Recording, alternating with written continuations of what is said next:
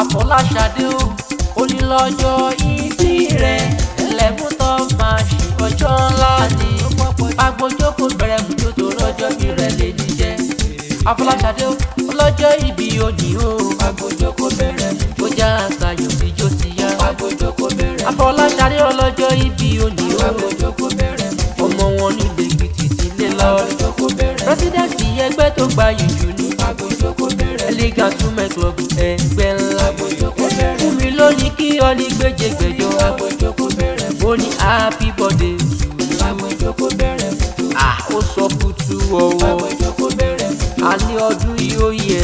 Agbójókòó bẹ̀rẹ̀. Ó yá ijó rẹ̀ dà olórí rẹ̀. Agbójókòó bẹ̀rẹ̀. Jẹ̀kúta sexy lady dán ńlá. Agbójókòó bẹ̀rẹ̀. Ìdán tó ju dán ńlá. Agbójókòó bẹ̀rẹ̀. Alright.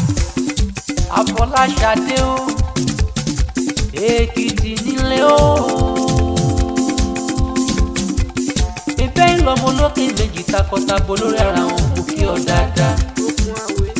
Ọmọ olókè mẹ́rìndínlógún etí ká mọ́tò láyé yìí ni. Wọ́n á sàpàtà dòwó àtúnkùtà dọ́là lẹ́yìn ní jẹ́. Ẹ̀yin lọ máa ṣọyẹ́ ṣòro ọmọ ọlọ́yẹ lólóyè. Abowó èṣù gbàgbọ́n nìyí. Èkìtì torí iyán báwọn rọ̀gbọ̀rọ̀. Wọ́n tún torí tẹwẹrẹ báwọn dáwọ́ gbọ̀gbọ̀rọ̀. Ọmọ wa ọmọ ẹkùn ọmọ aṣẹ́wó ilẹ̀ mẹ́ta. Olódodo rẹ̀rẹ̀ lẹ́yìn ọgbà alágbógajì ló pín gidi. Ó yá Pàgbójókòó bẹ̀rẹ̀ mùjó. Pàgbójókòó bẹ̀rẹ̀ mùjó. Ojasayo ijó ti yá. Pàgbójókòó bẹ̀rẹ̀ mùjó. Àfọláṣadé ọlọ́jọ́ ìbí òní o. Pàgbójókòó bẹ̀rẹ̀ mùjó. Ijó lẹ́sẹ̀ rẹ̀ tàjẹ́ rí. Pàgbójókòó bẹ̀rẹ̀ mùjó. Kúlùmù kọjọ́ bí rẹ̀ lè ní jẹ́ o. Pàgbójókòó bẹ̀rẹ̀ mùjó. Ó pọ̀ jù sẹ́. Pàgbójókòó bẹ̀rẹ̀ mùjó.